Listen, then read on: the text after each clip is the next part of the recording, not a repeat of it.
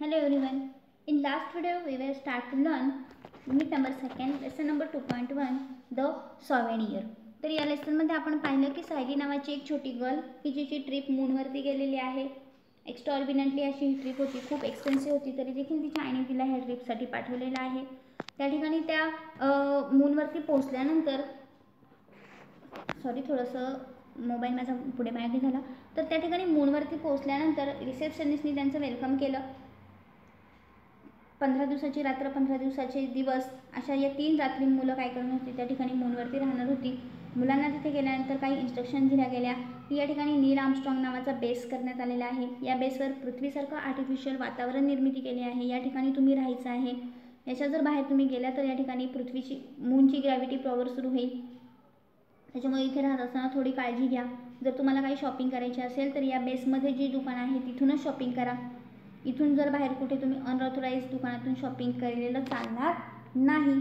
अशा पद्धतीने त्यांना इन्स्ट्रक्शन्स दिल्या गेल्या. त्यानंतर पहिल्या दिवशीचा स्काय वॉकचा प्रोग्राम देखील झाला आणि त्यानंतर आपण पाहणार होतो page number 26 the second day program. The second day attraction was the circus on the moon. सगळ्यांकडे टेक्स्टबुक आहे, टेक्स्टबुक काढून लगेचच पाहायचं आहे. First I read the lesson and then explain it line by line. The second day attraction was the circus on the moon. One unique feature of the circus was the seating arrangement. The spectacles were made sit in the tent and the circus was going and outside. High jump, long jump were the special attraction.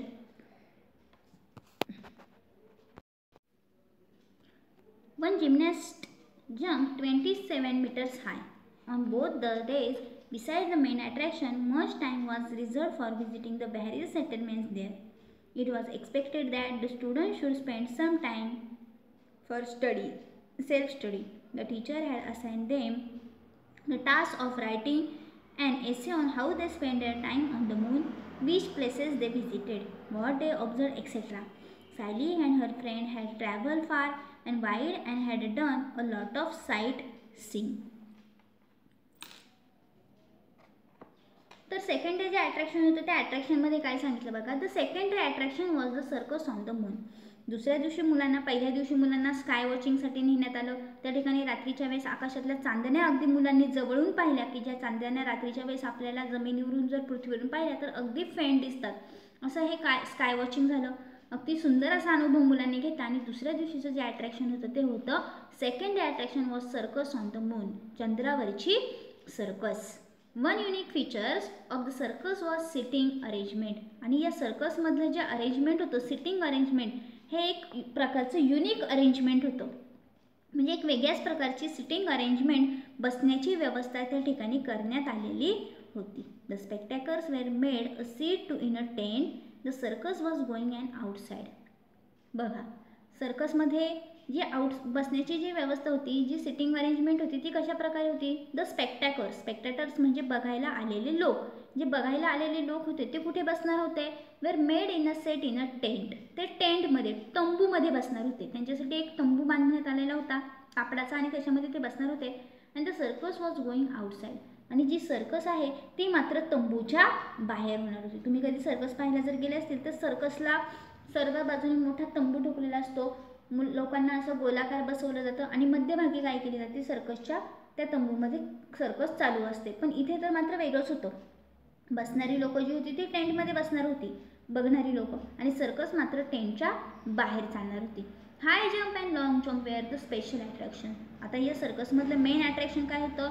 High jump उंच उड्या आणि long jump लांब अशा उड्या मारणारे त्या ठिकाणी joker होते. One gymnast jump 27 metres high.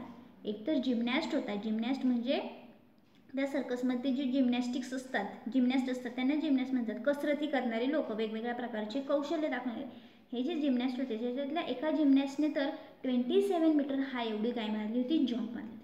On the board days beside the main attraction much time was reserve for visiting the various settlement there. या 2-3-4 दिवसामध्ये मुलांना मेन अट्रॅक्शन बरोबरच visiting the various settlements there. त्या ठिकाणी जे वेगवेगळे settlement तयार करण्यात आले होते त्या ठिकाणी व्हिजिट करण्यासाठी बराचसा टाईम रिझर्व करून ठेवलेला होता, राखून ठेवलेला होता. It was expected that the student should spend some time for self study. त्याचबरोबर काही जो वेळ होता तो त्यांच्या सेल्फ स्टडीसाठी देखील दिलेला होता. The teacher had assign them. टीचरने त्यांना एक असाइनमेंट दिली देखील होती, होमवर्क दिलेला होता. The task of writing and essay on the how they spend their time on the moon. आणि तो एक एसे त्यांना लिहायला सांगितले होता. आणि एसे काय लिहायचं होतं एसेमध्ये, की त्यांनी चंद्रावरचे दिवस कशा प्रकारे घालवले, चंद्रावरती त्यांनी कशा प्रकारे मजा केली. Which places they visited. कोणकोणत्या ठिकाणांना भेटी दिल्या. What they observe. त्या ठिकाणी त्यांनी काय काय पाहिलं. अशा प्रकारे सेल्फ स्टडीसाठी देखील टीचरने काही टायमिंग ठेवलेला होता. Sayali and her friend travel far and wide and had done a lot of sightseeing. त्यांनी सायली आणि तिच्या मैत्रिणीने खूप वेगवेगळ्या ठिकाणांना भेटी दिलेल्या होत्या. वेगवेगळ्या ठिकाणांना भेटी देऊन त्या ठिकाणांची माहिती देखील मिळवलेली होती. On the third day, their teacher took them to a place of historical importance. 100 years ago, Neil Armstrong had landed at this place. Everyone was looking forward to this visit to the historical monument. It was the oldest place in the history of man on the moon. The first footprint of Neil Armstrong was preserved on the moon land. Beside the footprint was grand statue of Armstrong. At the base of the statue were covered the first word uttered by the human on the moon. One small step for a man, one giant leap of mankind. खूप सुंदर असा हा तिसऱ्या दिवशीचा अनुभव या ठिकाणी दिलेला आहे. ऑन द थर्ड डे, तिसऱ्या दिवशी मुलं कुठे गेली. The teacher took them. Teacher मुलांना घेऊन कुठे गेल्या. To a place of historical importance. मुलांना चंद्रावरच्या अशा ठिकाणी घेऊन गेल्या की त्या ठिकाणी काहीतरी हिस्टॉरिकल इम्पॉर्टन्स होतं, काहीतरी महत्त्व होतं. इतिहास काळामध्ये किंवा काही वर्षापूर्वी त्या ठिकाणी काहीतरी महत्त्वाची घटना घडलेली होती. अशी जी घटना घडलेली होती त्या ठिकाणी मुलांना टीचर घेऊन गेल्या. हे सगळं कुठे चाललेलं आहे. चंद्रावरच चालू आहे. 100 years ago, 100 वर्षापूर्वी Neil Armstrong had landed at this place. Neil Armstrong नावाच्या व्यक्तीने चंद्रावरती पहिलं पाऊल ठेवलं. म्हणजे चंद्रावरती पहिलं पाऊल जाण्याचा जो पराक्रम होता तो कुणी केला. नील आर्मस्ट्रॉंग नावाच्या एका व्यक्तीने केला. आणि नील आर्मस्ट्रॉंग नावाचा व्यक्ती चंद्रावरती 100 वर्षापूर्वी गेल्यानंतर त्याने ज्या ठिकाणी पहिलं पाऊल ठेवलं, ज्या ठिकाणी तो उतरला असेल त्या ठिकाणी ती प्लेस दाखवायला टीचर मुलांना घेऊन दिली. Everyone was looking forward to this visit the historical monument. सगळ्या जणांना त्या ठिकाणी गेल्यानंतर खूप आनंद झाला की आपण अशा ठिकाणी आलेलो आहे की ज्या ठिकाणी सगळ्यात पहिल्यांदा नील आर्मस्ट्रॉंग या व्यक्तीने चंद्रावर येण्याचं धाडस केलं आणि चंद्रावरती त्याने या ठिकाणी आल्यानंतर पहिल्यांदा आपलं पाऊल ठेवलं. It was the oldest place in the history of man on the moon. माणसाचं चंद्रावरचं पहिलं पाऊल म्हणून इंडियन हिस्ट्रीमध्ये किंवा हिस्टॉरिकल ही एक ओल्डेस्ट प्लेस त्या ठिकाणी होती. The first footprint of Neil Armstrong was preserved on the moon land. चंद्रावरती पहिलं पाऊल ज्यावेळेस नील आर्मस्ट्रॉंगने ठेवलं असेल त्या ठिकाणी त्याचं पाऊल त्या ठिकाणी उमटलं असेल. हे पाऊल अजूनही त्या ठिकाणी काय करून ठेवण्यात आलेलं होतं. प्रिझर्व करून ठेवण्यात आलेलं होतं. सुरक्षितपणे त्या ठिकाणी त्याच्यावर व्यवस्थित असं ते सुरक्षित ठेवण्यात आलेलं होतं. बिसाइड द फुटप्रिंट, त्या पाऊलाच्या बाजूलाच एक मोठा असा नील आर्मस्ट्रॉंग यांचा एक मोठा स्टॅच्यू त्या ठिकाणी तयार केलेला होता. At the base of the statue were covered. त्या ठिकाणी त्या स्टॅच्यूच्या बरोबर खाली काही अक्षरं कोरलेली होती आणि ती अक्षर होती. One small step for a man, one giant leap of mankind. माणसाचं एक छोटंसं पाऊल पुढच्या मानवजातीला खूप मोठी प्रगती दाखवतो. म्हणजे पहिल्यांदा राकेश शर्मांनी पृथ्वीवरती एक छोटंसं त्याचं पाऊल ठेवलं, पण हे पाऊल ठेवल्यानंतर संपूर्ण मानवजातीने जी इस्रो, नासा, अंतराळ संशोधनामध्ये जी प्रगती केली ती अतिशय वाखाणण्याजोगी होती, अतिशय महत्त्वाची होती. म्हणजे जर आपण सुरुवात केली, एखाद्याने जर सुरुवात केली तर त्याचा नक्कीच पुढच्या पिढीला काय होत असतो, फायदा होत असतो.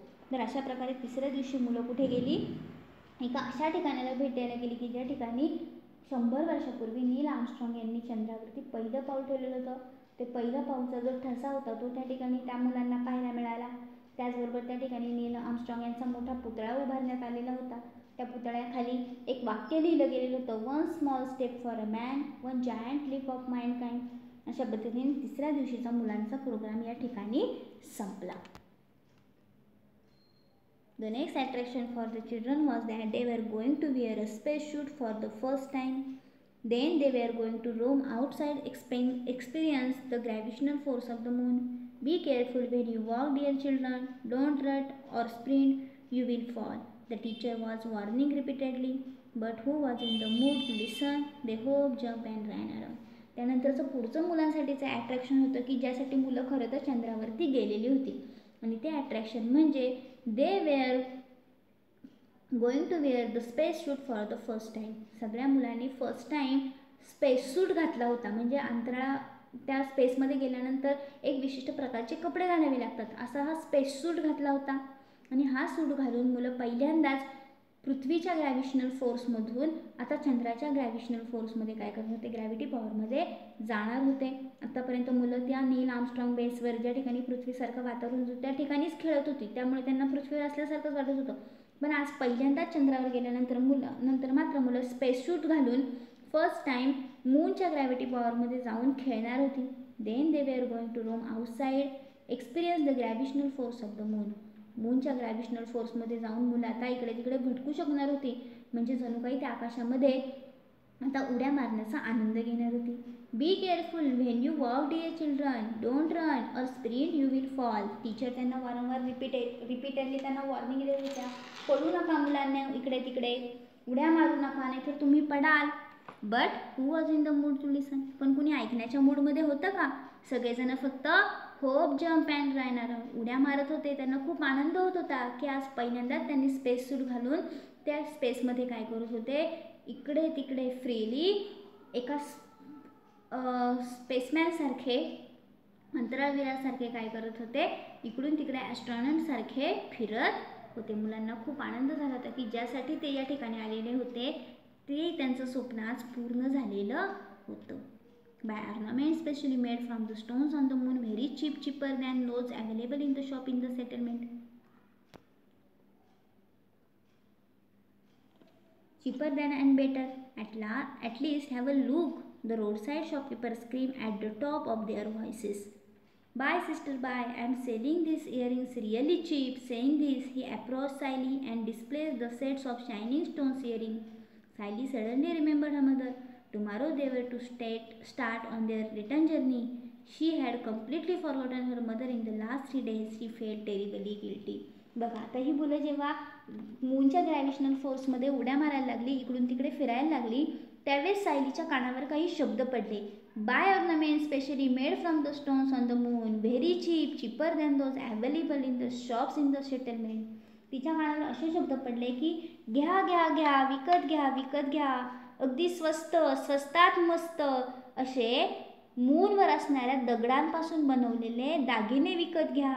या या या, घ्या घ्या, विकत घ्या विकत घ्या. ॲटलीस्ट हॅव अ लुक, विकत नका घेऊ, निदान एकदा बघा तरी, असे शब्द तिच्या कानावर पडले. द roadside shopkeeper scream at the top of their houses. रस्त्यावर कडेकडेने बसलेले जे शॉपकीपर होते ते शॉपकीपर काय करत होते, मोठ्या मोठ्याने त्यांच्याकडे असणारे दागिने कानातले, की जे दागिने कानातले त्यांनी चंद्रावरच्या मातीपासून दगडांपासून तयार केलेले होते आणि जे अगदी चीप म्हणजे स्वस्त होते आणि मस्त देखील होते, असे हे दागिने विकण्यासाठी हे रोड साईडचे शॉपकीपर काय करत होते, मोठ्या मोठ्याने ओरडत होते. Buy sister buy, I am selling those earrings really cheap. Saying this he approach Sayali and displayed the set of shining stones earring. असं ओरडत ओरडतच तो माणूस सायलीजवळ जाऊन पोचला आणि सायलीने म्हणाला, घ्या घ्या दीदी, घे घे, एकदम सुंदर अशा इयरिंग्स, मी ह्या इयरिंग्स विकायला आले, स्वस्तात मस्त इयरिंग्स. इयरिंग्स म्हणजे कानातले. घे घे, कानातले घे, गळ्यातले घे. असं करत करत तो सायलीजवळ आला आणि सायलीला त्याने ते कानातले दाखवायला सुरुवात केली. Sayali suddenly remember her mother. तेवढ्याच सायलीला अचानक तिच्या आईची आठवण आली. She had tomorrow they were start to return their journey. उद्या सगळी मुलं पुन्हा आपापल्या घरी जायला निघणार होती. त्यांचे 3 दिवसाचे ट्रिपचे दिवस संपत आलेले होते. आज त्यांचा ट्रिपचा शेवटचा दिवस होता आणि म्हणूनच मुलांना मूनच्या ग्रॅव्हिशनल फोर्समध्ये खेळायला सोडलेलं होतं, इकडे तिकडे फिरायला सोडलं होतं. आणि फिरत असतानाच ही मुलं पृथ्वीच्या वातावरणामध्ये जसं वातावरण होतं नील आर्मस्ट्रॉंग बेसवरून त्या नील आर्मस्ट्रॉंग बेसच्या बाहेर आलेली होती. आणि तिथे गेल्यानंतर मुलांना त्या ठिकाणी मुलं रस्त्याच्या कडेने बसलेले शॉपकीपरचे आवाज ऐकू आले आणि सायलीला मम्मीची आठवण झाली. ती म्हणाली, मागच्या 3 दिवसात तर मी पूर्णपणे मम्मीला विसरूनच गेले. आणि तिला खूप गिल्टी वाटायला लागलं. अरे मी माझ्या आईला कशी बरं विसरले, इथं आल्यानंतर तर मी इतकी मूनवरचीच होऊन गेले, मला माझ्या आईची आठवण देखील आली नाही. Buy this sister, I don't much. Cheaper and better, take it. Sally looked around and the other children had proceeded ahead. Come on, give me those red earrings quick. Sally pointed at them, asked, what is price? Only 1,000 rupees, replied the salesman. Sally immediately paid the amount, took the earrings and ran to catch up with them. Buy this sister, I don't think much. Cheaper and better, take it. तो माणूस अजूनही ओरडत होता, घ्या घ्या घ्या, कानातले घ्या, स्वस्त आणि मस्त, जास्त विचार करू नका, कानातले घ्या. सायली लुक अराउंड, सायली इकडे तिकडे पाहते. The other children had proceed ahead, बाकीची मुलं निघून गेलेली असतात पुढे. Come on, give me those red earrings quick. Sayali म्हणते, पटकन या आणि हे तुमच्या जवळचे असणारे रेड कलरचे इयरिंग्स मला द्या. व्हॉट इज द प्राईस, ती विचारते, प्राईस काय आहे. ओनली 1,000 रुपीज, तो म्हणतो फक्त 1,000 रुपये. Sayali immediately paid the amount, Sayali पटकन 1,000 रुपये देते आणि त्या इयरिंग्स घेऊन ran to catch up with her children, friends, तिच्या फ्रेंड्सला पकडण्यासाठी, तिच्या फ्रेंड्सबरोबर जाण्यासाठी पळत पळत निघून जाते. On returning home, Sayali told her mother very enthusiastically, mummy look what I have brought for you. Her mother pick up the earrings. She explain, hello dear, how I am going to wear such heavy earrings. Sally immediately realized her mistake. Sally had purchased the earrings in the field of the moon's gravity. आणि मग घरी दुसऱ्या दिवशी मुलांची trip संपते, मुलं आपापल्या घरी येतात. घरी आल्यानंतर प्रत्येकजण आपल्या आईला काही ना काही आणलं हे दाखवत असतं. सायली देखील तिच्या आईला दाखवते, mummy look what I have brought you. बघ मम्मी, मी तुझ्यासाठी काय आणलं आहे. Her mother pick up the earrings. Sayali तिच्या आईला त्या इयरिंग्स तिच्या हातामध्ये देते. तिची आई इयरिंग्स हातामध्ये घेते आणि म्हणते, hello dear, how am I going to wear such heavy earrings. अगं मुली, माझ्या लाडक्या मुली, ह्या एवढ्या जडजड इयरिंग्स मी कशा काय कानामध्ये घालू. आणि मग सायलीला अचानकपणे आठवण लक्षात येतं, तिची मिस्टेक लक्षात येते. Sayali had purchase the earrings in the field of the moon's gravity. सायलीने काय केलेलं असतं, तिच्या आईसाठी इयरिंग्स घेत असताना कुठे घेतलेले असतात, मुलांना बाहेर जेव्हा मूनच्या ग्रॅव्हिटीमध्ये सोडलेलं असतं फिरायला तेव्हा घेतलेले असतात. मुलांना आधीच त्यांना सांगितलेलं असतं की तुम्हाला जर काही वस्तू घ्यायच्या असतील तर त्या तुम्ही कुठे घ्यायच्या आहेत, तुमच्यासाठी जे हे पृथ्वीसारखं सेटलमेंट तयार करण्यात आलेले त्या ठिकाणी घ्यायच्या आहेत. सायली ही गोष्ट पूर्णपणे विसरून जाते आणि मूनच्या ग्रॅव्हिटीमध्ये ज्या वस्तू तिला तिथे खूप हलक्या लागलेल्या असतात त्या वस्तू पृथ्वीवर आल्यानंतर अचानकपणे जड व्हायला लागतात. पृथ्वीच्या ग्रॅव्हिटीमध्ये आल्यानंतर कानातले देखील तिने ज्यावेळेस घेतले त्यावेळेस तिला तिथे हलके लागले असणार आहेत. माणूस जर एवढा जड असताना उडू शकतो, म्हणजे माणसाचं त्या ठिकाणी काही वजनच नसतं, तर ह्या इयरिंगचं तर त्या ठिकाणी 0 वजन असेल. पण जशी जशी सायली खाली आली, पृथ्वीवरती आली, तसं तसं इयरिंग्सचं वजन देखील तिला जाणवायला लागलं. आणि मग सायलीच्या तिची चूक लक्षात आली की अरे काय केलं हे मी, आईसाठी इयरिंग्स तर घेतले, सॉव्हेनियर तर आणलं, पण हे सॉव्हेनियर आणत असताना मी मात्र पृथ्वीच्या ग्रॅव्हिटीचा विचारच केला नाही. मी मूनच्या ग्रॅव्हिटीमध्ये वस्तू विकत घेतली आणि ती पृथ्वीच्या ग्रॅव्हिटीमध्ये आल्यानंतर आता त्याचा काही उपयोगच नाही. अशा प्रकारे सायलीने तिच्या आईसाठी मूनवरून सॉव्हेनियर म्हणून एक दुर्मिळ वस्तू, म्हणून लेसनचं नाव होतं सॉव्हेनियर. सॉव्हेनियर म्हणजे अशी वस्तू की जी कायम आठवणीत राहील, अशी वस्तू म्हणून तिने तिच्या आईसाठी काय आणलं, मूनच्या ग्रॅव्हिटीमध्ये विकत घेतलेल्या इयरिंग्स आणल्या. आणि दोघीही आई मायले की एकमेकींकडे बघून हसायला लागल्या. ट्रान्सलेटेड फ्रॉम द स्टोरी भेट बाय लक्ष्मण लोंढे. मराठीतच ही जी गोष्ट आहे ही भेट या टायटलने तुम्हाला वाचायला मिळेल. तर अशा प्रकारे आज आपण हा सॉव्हेनियर लेसन आणि आईसाठी आणलेलं, सायलीकडून मिळालेलं आईला सॉव्हेनियर काय होतं ते आज आपण या ठिकाणी पाहिलं. याच्यातले जे काही हार्डवर्ड्स आहे ते जे तुम्हाला हार्डवर्ड्स वाटतात ते तुम्ही लिहा आणि त्याची जर मिनिंग तुम्हाला सापडले नाही तर ते तुम्ही मला विचारा. Okay, thank you.